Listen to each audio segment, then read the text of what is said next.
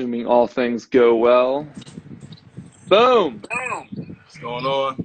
Okay, I can hear you, Dom. Can you hear me okay? Yeah, I can I hear you thought good. I can Dom hear got the wrong time. Phil, we you. can hear you. What? What's up? What's up, Lymphy How y'all doing? What's going on? What's going on? Not much. Chilling, man. Cool. Well, it's gosh, it's been probably almost about maybe 2 months since the last one we did, and yeah, we obviously got a lot of positive feedback. And again, as I was saying right before we went officially live with all three of us, this isn't just for guys to watch. It's really for anybody who wants to learn more about lymphedema. We'll talk some generic terms. Obviously, we're going to be sharing a lot of personal experiences. And the first and only disclaimer is none of us are medical doctors or certified lymphedema therapists. So what we're going to be sharing today is just personal experiences, and any bits of information that we give, make sure you run it by your physician or your lymphedema therapist and make sure that's right for you. So again, welcome, fellas. Let's just go around the circle again. Just quick little intro, say who you are, where you're from, and then we'll get to having this conversation. We'll start with you, Dom. Go ahead, buddy. Hey, what's going on, everybody? Dominic Rogers, Hartford, Connecticut. 32 years old, firefighter EMT. Yeah, and lymphedema advocate. Awesome. Billy. Phil, 2 L's, the South.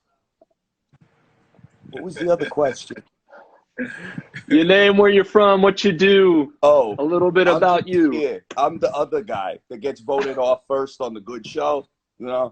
That's me. The guy that gets killed first on the sci-fi. Okay. Yeah. That's you. Triumphant 3. I'm just doing it. There we go. You didn't tell Billy, me to wear the just shirt. like his name. He's going to keep it raw. My bad. He's going to keep it raw. Didn't know today. Well, good to have you again, Phil. And again, my name's Cam, 32 years old, also primary lymphedema patient and a lymphedema advocate. So last time, if you guys were a part of this, we kind of just kept it round circle conversation. I kind of came up with different topics and things to talk about on the fly, but I told Dom and Phil this time that I want each of them to kind of have their own, questions or topic that they want to go. And then I have a couple of things that were provided from different audience members that we'll share towards the end. So Phil, let's start with you, man. What do you want to talk about? What's on your mind? What you got? You really threw me off with that. Was I supposed to be the one? Is this where we go for the questions? I thought you said questions at the end. Don't tell questions, but no, like the questions that came in. Yeah, yeah. What do you want to talk about, Phil? The first question wasn't a question. It was, I'm really excited for this. Okay. Second one was, where the hose at? And third one was, can you read? So I didn't. So that's what you got. That's what the people on your following said. Okay. That's all I had, and I didn't think you said at the end the questions, and I thought I could skip out on that. But okay. Well, we're gonna put you on the spot right now, Phil. So question that I made up instead. Yes, that's what we're talking about here. So Phil, tell us what you want to talk about. What are we talking about here? What is like as a man, like what is something that would be like more distinguishable? And in our culture, there's always a downplaying of things for the man. You know what I mean? There's a panicness in culture where women are more nurturing. I think I said this to Dom, where men are more in a competitive state with the culture, with ethnicity, and there's more of a downplaying of severity. Yeah. Culturally or just as protector. You know what I mean? Have you guys ever felt the need to downplay the severity of your lymphedema to either a significant other, a group of people that you're leading? Like, I've had multiple cases, whether it be through training or a leader position, where I could not allow people to know. Yeah, no, Dom, you want to start off with your answer to that, because that's a great topic / question, Phil. Yeah, Dom, you want to start us off? So you said, did I feel a need to downplay my condition? Yeah, that's the question.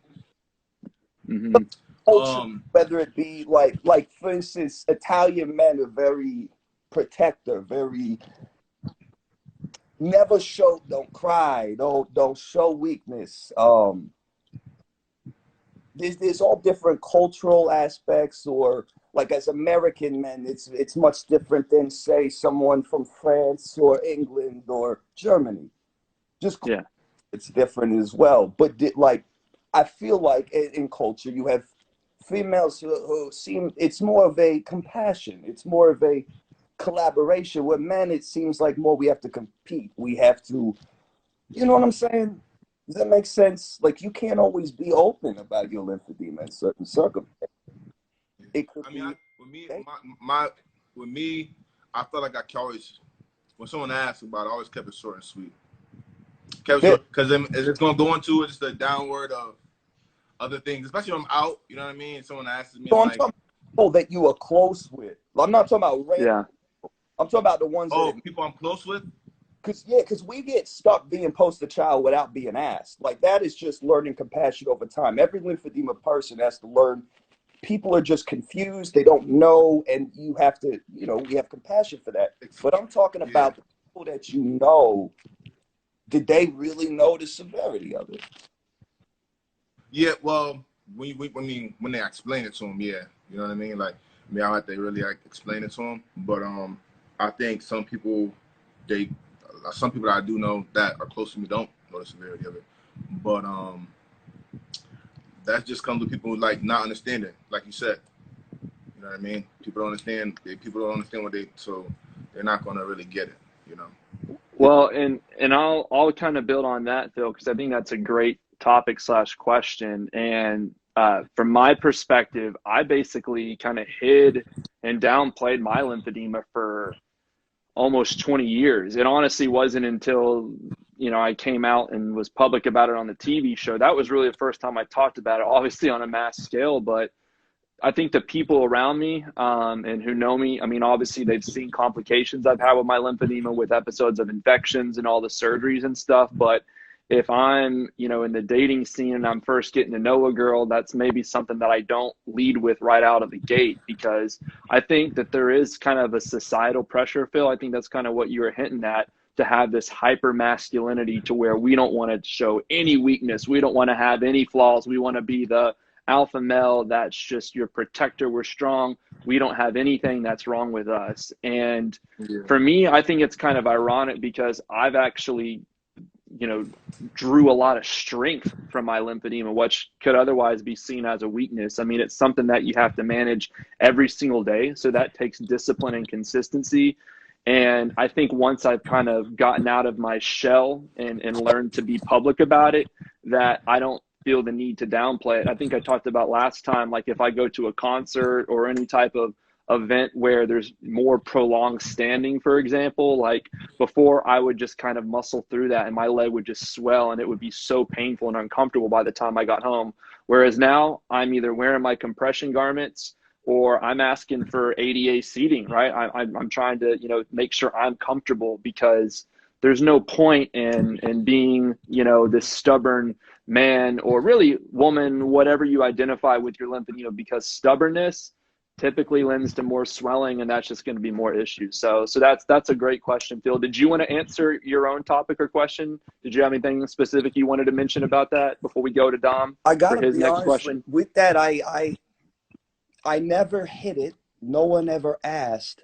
I always kept it quiet, and I would just lock, like when I would lead organizations or groups of people, people would be close to me. I never let them get that close, because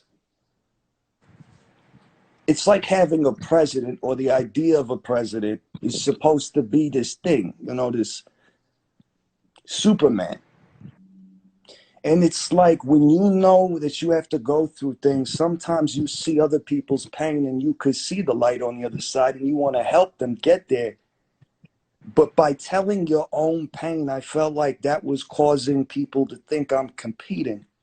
So I hid all of that pain, and I don't know. I communicated it, but no one ever knew I was suffering, wearing the garments.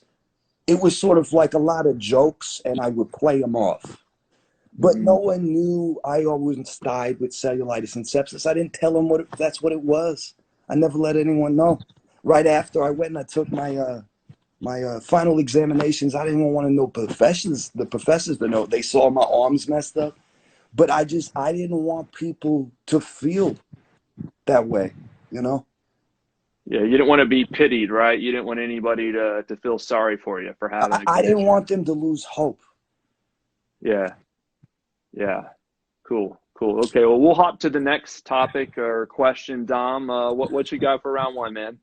All right, so I got a good one. How does lymphedema affect your relationship / marriage or being single?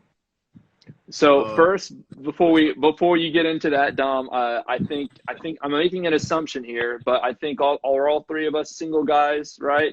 Yeah. Anybody yeah. tied down? Okay, okay. So As far as I that's full know, unless disclaimer. someone pops Okay, up and accuses me of something. okay. Yeah, Dom, go ahead, man. That's a great question. That was actually one of mine, but yeah, go ahead. Start us off. Um, how can I explain it? I mean, I've been, I've been fortunate enough to have people that once I told them I have lymphedema, they're like, what's that? Or what happens if this happens? Or what happens if that happens? Or how long does it stay swollen like this? Or will it go down? Or will it ever go down again? Asking all these questions, you know what I mean? So I was fortunate enough to have people that concerned to ask about it. They were very open to learning, always checking if you're okay. Do you know if I'm saying I'm in pain for something, but I mean, I never had I would probably only had one bad experience, as far as being And do a you single mind guy. sharing that Yeah, about I a mean, significant other judging you for the lymphedema or how that? it wasn't even a significant other. It was a person I thought was a friend. And then, so when I was younger playing basketball, I had lymphedema playing basketball and whatnot. And a Yeah. friend overheard her talking to another girl asking him who I was. And they're like, oh, he'll be cute if his leg wasn't big, type of thing like that. That was about it. Mm, But, yeah. That's, you hey know, man, that shit still stings, man, because there's nothing you yeah. could have done in And I'm that thinking in the back of my situation, right? mind, I'm thinking in the back of my head, like, dang, this is supposed to be a friend of mine telling this person, another person that. But, I'm like, okay, reality check. Okay, everybody's not your friend, Now, and I learned Yeah. that from a younger age.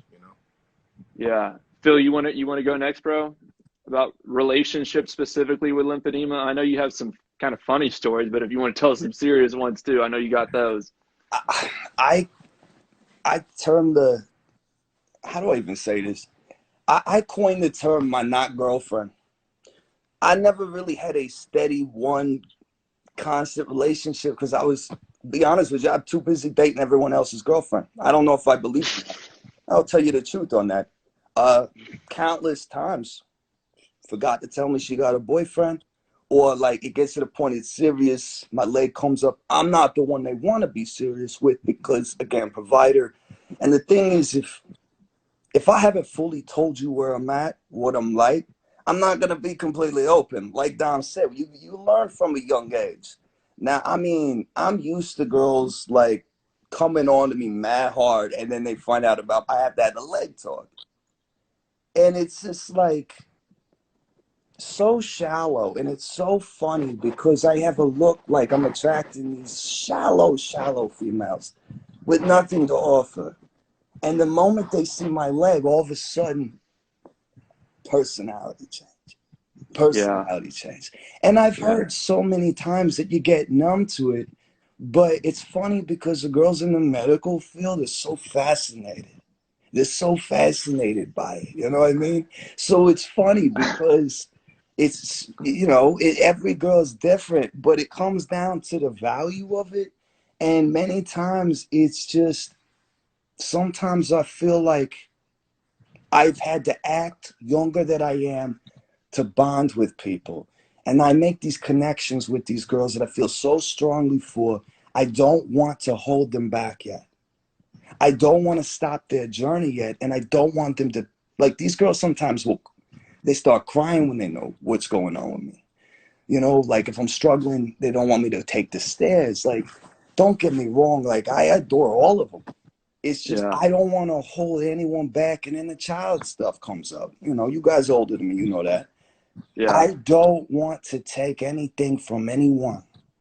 So it's one of those things where it's like maybe nothing does last forever, but every single one of those memories means so much to me, and I'm not trying to hold on to one person. You know what I mean? So So relationships are fluid for me. So what I'm hearing, I'll kind of make it full circle, kind of connecting the dots with what all three or both of you guys said was, I feel that kind of back to this masculinity that our society kind of forces upon us that we have to exhibit and show is that we ultimately don't want to be a burden on anybody that we're dating or, getting serious with or ultimately marrying. That's been a big thing for me is that, I think all of us have had several episodes of infection where we're in the hospital and we require caretakers, whether it's our moms or our sisters or siblings or friends, whatever. We can't, we're on crutches, we can't walk, right? And so we don't want to be those burdens to a potential spouse or girlfriend. And at the same time, we don't want them to feel sorry for us either, right? But I think you kind of talked about something earlier, Phil. You mentioned women in the medical field. I've always kind of envisioned myself ending up with a nurse or a physical therapist or lymphedema therapist because, I don't have to explain the human Yeah, anatomy and yeah. the lymphatic system. And if I have a complication like a flare up with my lymphedema, I don't have to feel like I have to go in like Bill Nye mode and explain it in very layman's terms, because that's one thing about lymphedema. It is a freaking complex system, and trying to simplify it, I think actually we were talking about earlier, kind of downplays the severity and how important it is. So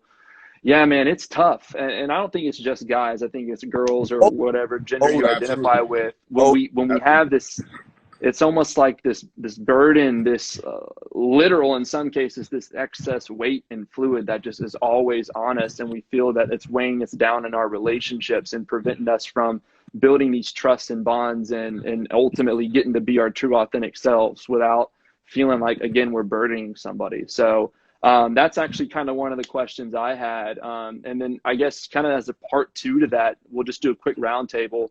When, at what point is it appropriate, do you guys feel, to talk about your lymphedema? Maybe when you're early on in dating somebody. And I'll start real quick myself. Now, I guess mainly just because if someone was to look at my Instagram, of, nowadays when you date somebody, you do a little Instagram stalk and you kind of get a little background, 21 questions about what this person's about. So like for me, I can't avoid my lymphedema because it's most of my content on my Instagram. I work for LymphieFellas, a pump company. So I literally talk about lymphedema every day. So like now I have completely transformed like my dating approach, because before I was an advocate and do what I do now, like I wouldn't talk about the lymphedema until she brought it up, which could be, a week or even a month or two down the road. Right. And now for me personally, that's just something I kind of lead with because it's kind of my passion and my purpose and my profession. So, but yeah, you guys can give your little short answers of when you feel it's So you so appropriate you to talk start you about it. start so you start talking about it from the beginning. Out the gate, yeah. Out If the it's gate. first date, yeah, first date, Right, I'm talking about it because it's part of my life. I can't avoid it. But yeah, right, right. that's me personally. Yeah, you Now, guys go ahead. when I was younger, I feel like I waited because I'm still feeling that person out. You know what I mean? And seeing you could seeing how they would react once you tell them down the line. Because if they stop calling you, and after you tell them, you could kind of wonder like, okay, is it because of this or something else or whatever it may be. But now, yeah, like you said, it's on my Instagram as well. Um, and I lead with it. I tell Shout it out. from yeah, yeah. I lead with Had it, to but I plug lead it. with it from the beginning as well. Like I completely agree with what you're saying, though. Yeah. What about you, Phil? I feel this is going to sound, I feel like this is, another thing we'll bring up later, but I've always been able to tell people's heart and their energy, and I know when I'm supposed to talk to the female. If Okay. when I feel the energy, I've never been able to not walk up and feel like I'm supposed to know this person. So I've always chosen the person I wanted to talk to, and then I never get the number very fast. If it's always like, let me see, let me really trust this person. So it might be a week or two before, or I'll joke around and be like, why didn't you get my number yet? And if she's interested enough, she'll find out. But at this point in time, I started thinking to myself, all my time and all the people I've met in my life, like, so what? My leg is swollen. I've met a bunch of assholes. They could date somebody like that, or they could have fun and meet someone like me. I don't care. You know what I mean? Yes. So you're saying basically the leg doesn't define you. You are you, and it's just kind of a thing that you deal with, type of thing. You don't really make a big production out of it at first conversation. There's too many ridiculous things about legs, just one of them. You know? Yeah. Like, I don't know what else to say. It's what it is. It's just like life's more fun on the edge. You're born, you're born. And those girls that really have a problem with it are boring. So I have more fun messing with them. Hell, sometimes I'll wear long pants just to get in a flirty conversation to switch shorts. Yeah. There you go. Well, I mean, you got a tiger above your bed, man. So take that as you may. Okay, cool. So next kind of question topic. One thing that me and my buddy were actually talking about at lunch today, we were talking about, okay, so you have this condition, lymphedema, right? That, as I mentioned earlier, in most cases requires, daily discipline or routine or some, self-care to manage it. So when we talk about self-accountability, my question for you guys is, how do you define that self-accountability? And then two, like, kind of how do you monitor your own self-compliance with your lymphedema, routine? We'll start with you, Dom, because you're EMT fighter, so you have a pretty physically demanding job too, and we're always seeing you working out. So you want to talk a little bit kind of about your routine and how you know when you're doing a good job managing your lymphedema, what your kind of metrics are? Yeah, sure, absolutely. Well, I wake up, I take off my tribute, okay. I wear that at night. And then I wear it at night, but then to top it off, I elevate it too. I get the tissue soft, and then I wear a garment, and then, I, over the garment, I have a ready wrap, but between the ready wrap and the garment, I put on foam as well. So it's right behind my leg, back of my leg. So, and how your knee lifts up and it kinks up a little bit, but I have a padding around. So that's what I wear out throughout the day. When I'm working, I chop that down to the knee area because I gotta move my knees around. I gotta, put my pants on, everything like that once we get a call or whatever like that when I'm working. I'll notice if I'm, swelling up, if I'm standing up for long periods of times, or maybe sometimes I'm sitting down for long periods of times, But I'll just, go somewhere. I'll elevate my leg, and know that I have to get on my pump once I get back home. Yeah. Yeah. What else? Let's see. Well, so this is kind of part two. So Tammy, one of our followers, was curious, kind of as part of this self-compliance and all that, is do either you guys practice self MLD, manual lymphatic drainage, and the self bandaging? Because Dom, it sounds like you kind of have a little hybrid system there between your wearing your compression garment, the foam, and then the ready wrap over that. But do you do any other manual wraps or manual lymph drainage for your management at all? I do. I'll be honest, I don't do it as much as I should, but I do it. I haven't done it in a little bit, but maybe I should start doing it again. Wrapping, I have done wrapping before though. I've done wrapping. Okay. What about you, Phil? What is your kind of routine like, and how do you kind of, keep yourself accountable? Well, one is if you have a routine, I think you're gonna go mad because this is a forever. A routine, I felt like you would get bored. It becomes tedious. Sometimes I first started doing my pump in the morning, and I do it twice a day. I have to do the pump at least twice a day. I wear a heavy compression. You saw it, like I had to go down to. I'm wearing. I need heavier. It's breaking my toe, but I was wearing a 60. Now I'm still just wearing a 40. But my pump, and I will put my garment on under the pump, a clean one, instead of doing the full hour of manual lymph drain. Now, mind you, I have been doing this since 2002. As a child, I was doing manual lymph drainage. Yeah. I'm telling you, like, it is great to do it for the soft skin, but you ultimately have to watch your eating habits and have your heart, mind, and soul all in balance. It's food, exercise, and sleep. And if you don't have those three in balance, even if you're doing this all the time, You could eat salty food. You could go through a bad breakup. I talked about this before. It's associated with your heart chakra. So if you're in a bad place with your heart, it's like that. That's what's so hard about lymphedema is when you start getting depression, it piles, and Yeah. swelling gets worse and worse and worse. So I'm not trying to cop out, not say that I don't do these things. It's that physical exercise, the only thing that gets your circulation going to pump that fluid out, to sweat that out. But on top of that, it's releasing these endorphins. It's about the mental health that gets you going with this locomotive. Like you said, it's you got to be your own advocate at times. You got to know what you can do. And it sucks because sometimes I want to do things with my friends. I know I can't do that. I know I can't eat at that place. So it's Yeah. about making compromise. But ultimately, I think it's about the individual and in your own custom soundness. Keep your own sanity. Because without your sanity, it's just going to go down. Yeah, it's interesting. We're starting to see a lot more studies that, we now understand there's actually lymphatic fluid in the brain, right? So if you're, to your point, Phil and Dom, if you're not getting the proper exercise, you're not eating right, all of those things can obviously contribute to your mental health. And, that's one thing that's so mysterious about the lymphatic system because it literally is from head to toe.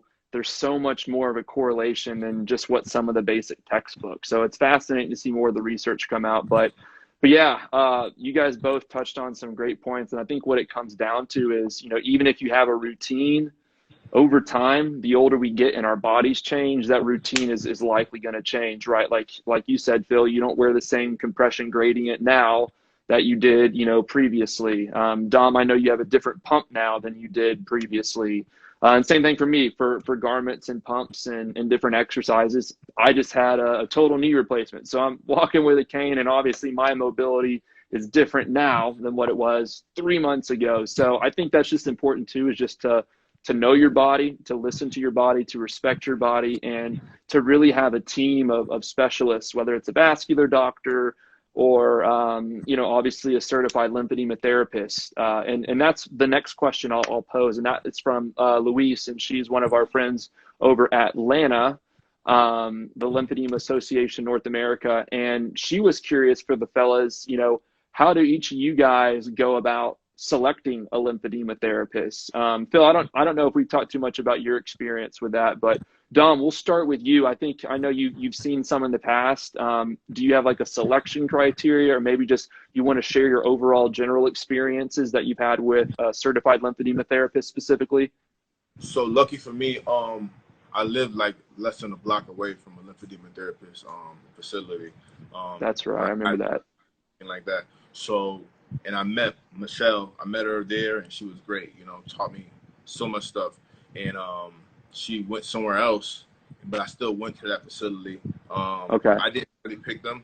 They picked, but I was, fortunate enough to have someone good. They knew what they were talking about. They didn't do certain things, and I was like question it. You know what I mean? Right. And then a few years, a little while ago, I found Michelle again. So I actually go back to her, and because I've been going to her since I was a kid. So she knows she worked on me. She worked on my mother when she was alive, and Wow. The story continues. Yeah, that's one thing I stress to patients is, there's different lymphedema certification schools, right? So just like there's different medical schools and different doctors who get their education and different, tenure of years they've been practicing. So I always encourage patients, if you have multiple lymphedema therapists within your community and your surroundings, shop around. It's almost kind of like dating, right? Like you got to find the right therapist for you. Because for me, what's important for me is good bedside manner. Because this person, guy or girl, is going to be touching you for at least an hour and a half, and there's either going to be conversation or awkward silence. But like, I also want to know that this individual has gone to an incredible certification course to, practice some of the basic standards of care. So yeah, for me, I've had several different lymphedema therapists since I was age 11. Obviously part of it is geographic, when I've moved around to different cities and states, and I've mostly had good experiences. for me, it's you know, kind of what you're talking about, Dom. It's a lot about the education. And one of the other kind of part two questions that Tammy has, you know, how frequently do you see your lymphedema therapist?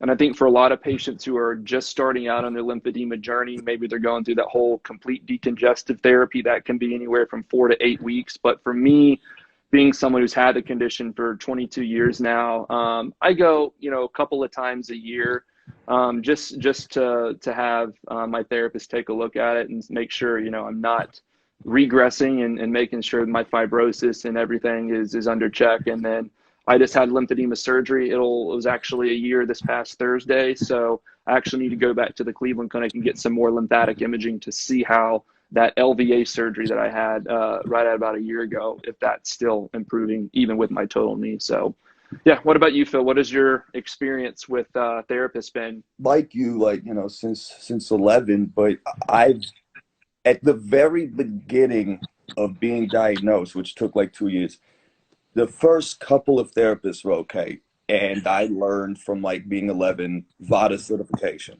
You know, VADA? Yeah. So Yeah, that's the only Potter. one. Like I mastered that as a young kid. And then it was a waste of my time and a joke almost every summer to make me go to these asshats who didn't know anything about lymphedema. It was just therapists, and they wasted my, oh, every summer they wasted it. And so after a while, between that and the doctors always suggesting cutting it off if it's that bad, blah blah blah blah blah, I decided I'm not dealing with any of this anymore. I studied natural healing. I studied, you know, there was leg veins. There's all these different things that help your circulatory system. I became a personal trainer, and I started shoving it in the face of the doctors, because how were you so out of shape going to tell me? And it wasn't until I made myself, without a doubt, there was no more excuses to deny my condition, because a lot of the medical system does not even acknowledge that I'm really having it. I mean, you've had it for so long, you know this. It's in your Yeah. head. So a lot of this was, hey, let's send him and say he's crazy, that there's nothing wrong with him physiologically. I can't even talk. So it got to the point where it's like I had to build up my body. I got 2 degrees. I got 2 certifications. It's getting to the point where, like, to be heard, you have to shove it in their face. And Yeah. it got to the point where my last doctor, the last specialist, he's a black guy, he was saying to me, what if we just cut it off if it's that bad? And I said, telling me to cut off my leg is like telling you to stop being black. And he looked at me and said, I never thought about it like that. I'll do more research. And it was like, that was the first time it took a doctor to look at me and say, I see you as a human rather than someone I'm going to make commission on and send you off for another prescription that's not going to help you. So when people ask me who helps you, who's these teams behind you, not a damn soul. I did this since the age of, I want to say 14, been on my own. Yeah. I do the garments. I do all of the information on my own. I do my own therapy. I do my own eating. I don't have help. That's all to you. Yeah. Yeah. Thank you. Well, you know, and that's the reality for some patients. But then again, guys, like, I know you guys are like, don't, I don't want people to say, oh, don't go to therapy. There are good therapists. You guys are in different locations. You guys are, you know, the West and the Midwest are way better than that. The closer you get to DC, it's political. It's a lot of political shit, to be honest. Yeah. Yeah. Well, I know we wanted to keep these short right at about 30 minutes, so we are at that 30-minute mark. Again, this is recorded. We'll have it, you know, posted for listen back. And again, always feel free to reach out to Dom, Phil, or myself if you guys have questions, want to connect. We plan on doing these again, probably next month or the following. But appreciate you guys watching, and thanks again, LymphieFellas. We'll see y'all next time. Take care. See y'all later. See ya. Yeah.